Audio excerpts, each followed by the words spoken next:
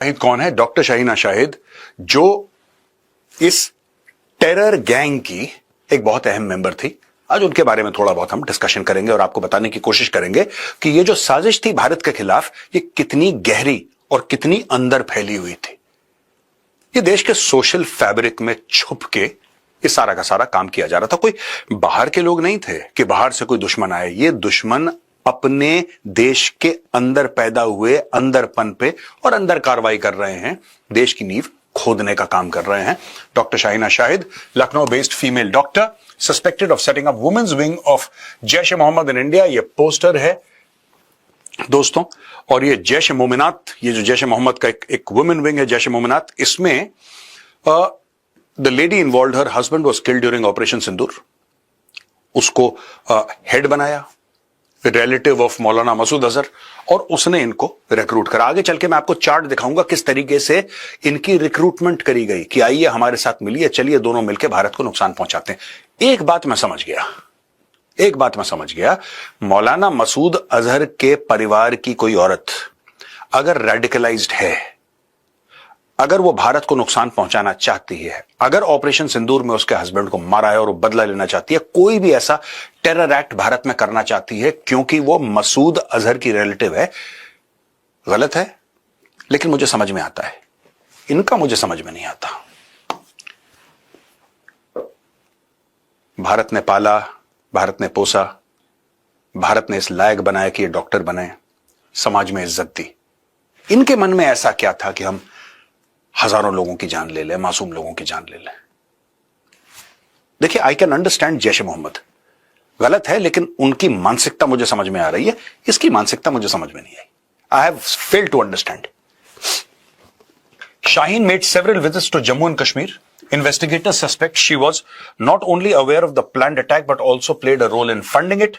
The group is believed to have pooled 35 to 40 lakhs, much of it allegedly arranged through Shaheen's networks. The vehicle from which weapons were recovered in Faridabad on Sunday has also been traced back to her name, further deepening the involvement in the conspiracy, according to news 18 ने इसको cover करा है। और दोस्तों ये देखिए साहब, जो फरीदाबाद में गाड़ी थी वो भी इनको ट्रेस करी गई, and she was funding it. 35 से लेकर 40 लाख रुपए इन्होंने अपने रिसोर्सेज से निकाले। अब दोस्तों यहां पे एक छोटा सा बायोडेटा है डॉक्टर शाहीन का।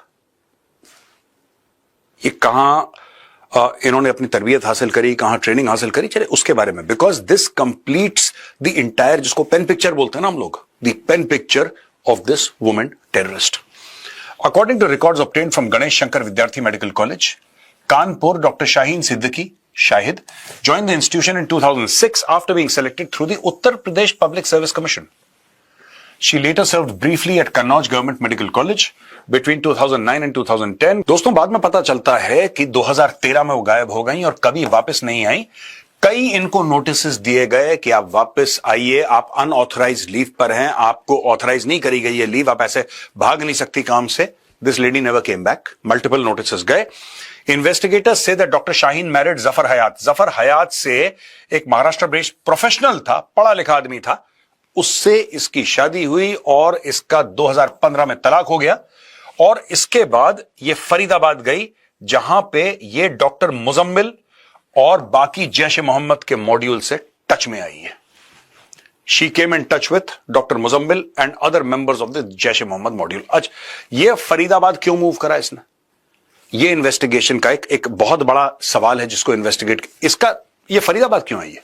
फरीदाबाद हरियाणा में है, राइट? ये उत्तर प्रदेश से हरियाणा क्यों आई? किस चीज, क्या लेने के लिए आई यहां पे? इसको वहां पे नौकरी मिल रही थी। और एक बात देखिएगा, Uttar Pradesh public service commission से सेलेक्ट हुई है। She was selected through the UP PSC। सरकारी नौकरी के लिए लोग परेशान रहते हैं, तड़प, इसने छोड़ दी सरकारी नौकरी क्योंकि शी हैड अनदर कॉलिंग। उसको लगा कि नहीं, मेरा फर्ज कुछ और है, मेरा फर्ज है अब ये लोगों की सेवा करना और डॉक्टर बनके लोगों की खिदमत करना, ये बड़ा बोरिंग सा काम है यार। एक काम करते हैं, ऐसा कुछ करते हैं जिसमें हजारों मासूम मरे। ये उस औरत का माइंडसेट था। ये पहुंची फरीदाबाद और यहां पे डॉक्टर मुजम्मिल के साथ और बाकी जैश ए मोहम्मद के जो लोग थे इनके साथ ये मिली। Her acquaintances describe her as a brilliant but withdrawn, and many from her academic circle recall her abrupt disappearance from public life more than a decade ago. काफी इंटेलिजेंट, जाहिर सी बात है, डॉक्टर है तो इंटेलिजेंट तो होगी है। और उसके बाद इसने अपना इंटेलिजेंस इस्तेमाल करा एक घिनौनी और खतरनाक आतंकी साजिश के लिए। यहां पे पुलिस ने डॉक्टर शाहीन के परिवार के ऊपर रेड करना शुरू कर दी कि कहीं ना कहीं से तो हमें सुराग मिलेगा। Sources said that Shaheen's family lived in Lalbagh area in Lucknow. मंगल को इनके घर पे पुलिस वाले पहुंचे हैं। The cops also raided the residence of Dr. Parvez Ansari, who is said to be Shaheen's younger brother. Parvez was not found at his residence. Parvez वहां पे गायब था, इनका छोटा भाई परवेज, और वहां पे कुछ डॉक्यूमेंट्स यानी कि दस्तावेज और इलेक्ट्रॉनिक गैजेट्स को सीज करा गया। Shaheen's father Syed Ansari, who was present in the house when the cops conducted the raid, denied that his children were involved in terrorist activities. जाहिर सी बात है, कोई बाप ये नहीं बोलेगा कि हाँ मेरे दो बच्चे हैं और दोनों के दोनों आतंकी हैं। कोई बाप ऐसा नहीं बोलेगा, जाहिर सी बात है, it's a father's instinct to deny. He also denied Shaheen was a second child and her elder brother Shoaib lived with his father. He said that he had spoken to Shaheen around a month back. I have 3 children. My eldest son is Mohammad Shoaib, who lives here with me. My daughter is Shaheen Shahid and my youngest son is Parvez Ansari. एक बात बताइए मुझे, ये बाप guarantee तो ले रहा है, ये जो सैयद अंसारी है कह तो रहा है कि शाहीन कोई आतंकी नहीं है, बहुत अच्छी है, और तुम कैसे बाप हो, तुम कह रहे हो कि पिछले 1 महीना हो गया तुमने अपनी बेटी से, इसका मतलब you are not in touch with your daughter. जब तुम अपने डॉटर के साथ टच में ही नहीं हो, वो ऐसा कौन सा तीर मार रही थी, नौकरी वो कर नहीं रही थी। अब ये खुद कह रहा है कि मैं 1 महीना, ये कैसा रिश्ता है बाप बेटी का कि 1 महीने में एक बार बात करे। इसका मतलब इस आदमी को ऐसी कई चीजें शाहीन के बारे में नहीं पता थी जो उसको पता होनी चाहिए थी। That is why he is denying. या तो ये भी मिला हुआ है।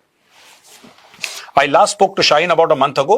I have never heard her mention Dr. Muzammil or anyone connected to such activities. यहां पे दोस्तों पता लगता है कि explosive collected over 2 years from multi city strike. ये शाहीन ने 2 साल लगाए मल्टी सिटी स्ट्राइक्स के लिए कि अलग अलग शहरों में हम बम धमाके करेंगे, और Umar would passionately speak of unleashing multiple terror attacks across the country every time they met after work at the Al Falah Medical College. Shaheen, during her interrogation in Srinagar on Monday night, conceded that Umar, अब ये उमर के बारे में बात कर रही है। अब जब शाहीन को जम्मू और कश्मीर पुलिस ने टाइट करा तो बोला हाँ उमर था ये, जो कहता था कि मैं पूरे हिंदुस्तान में बम धमाके करना चाहता हूं। He, along with Muzammil and Adil, had been amassing fertilizer-based explosives like ammonium nitrate for almost 2 years, purportedly for the use in pan-India terror attacks on behalf of terror outfit Jaish-e-Mohammed. Questioning of the arrested doctors in J&K points to a wider Jaish network.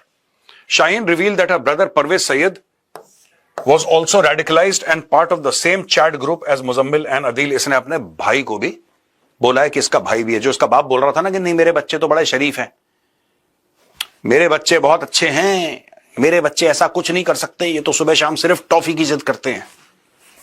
ये खिला रहा था toffee इसको। Parvez Saeed, he was part of the same terror module, इसकी बहन ने गवाही दी है इसके खिलाफ। It is possible that he got rid of the explosives anticipating arrest, said an officer. A Gurugram-based ammonium nitrate supplier has also been identified and may soon face raids and arrest. दोस्तों, according to preliminary investigation, Shahid is associated with the newly formed Jamaat ul-Muminat, an organization launched by the banned Jaish-e-Mohammed last month. She is alleged to be part of the Jaish-e-Mohammed's women recruitment wing in India and is believed to have been in contact with a handler in Pakistan, potentially tasked with recruiting more women for terror activities. अब देखिए ना, 2-3 बातें हैं इसमें, मैं आपको clear कर दूं। डॉक्टरों को रेडिकलाइज करो, डॉक्टरों पे कोई शक नहीं करता। यही बोला था ना जैश-ए-मोहम्मद ने कि जाओ डॉक्टरों के बीच में, क्योंकि डॉक्टर, कोई बोलेगा मैं डॉक्टर हूं तो कोई इस पे शक तो करेगा नहीं।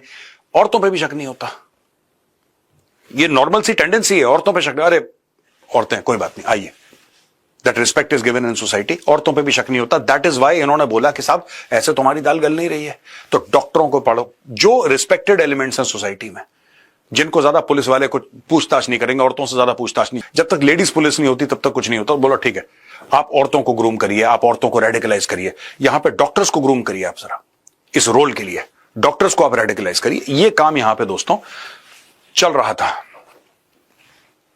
अब दोस्तों, chief controller, as far as financials are concerned, this lady, ये आदिल अहमद राठर को फंड कर रही थी, ये मुजम्मिल गनी को फंड कर रही थी, ये डॉक्टर उमर मोहम्मद को, ये वही पूरे हिंदुस्तान में ब्लास्ट करूंगा और हर जगह में ब्लास्ट कर दूंगा, धमाके कर दूंगा, इसको पता था, इसको पता था, ये फंड कर रही थी, पैसा दे रही थी। ये डॉटेड लाइन इसलिए क्योंकि अभी तक ये लिंक क्लियर नहीं हुआ है कि क्या इसने इनको भी फंड करा। डॉक्टर अहमद मोइनुद्दीन सैयद, आजाद सुलेमान शेख और मोहम्मद सुहेल मोहम्मद सलीम, इन तीनों को फंड करा, इसलिए डॉटेड लाइन है, पर स्ट्रेट लाइन में इन तीनों को इसने पक्के से फंड करा है। तो दोस्तों यही मैं आज बताना चाह रहा था किस तरीके से जैश ए मोहम्मद ने एक प्लान बनाया। जैश ए मोहम्मद ने बोला कि अगर कोई यंग मेल है, right, he can be seen as a threat. आप एक काम करो, आप डॉक्टर्स को लो, उनको रेडिकलाइज करो, उनको ग्रूम करो टू बी टेररिस्ट। आप औरतों को आप रिक्रूट करो, उनको टेररिस्ट बनाओ, क्योंकि जब औरतें दिखती हैं 3-4 तो लोग कहते हैं ठीक है, खतरा ऐसे महसूस नहीं होता दिमाग को। यह गेम है जैश ए मोहम्मद का भारत में।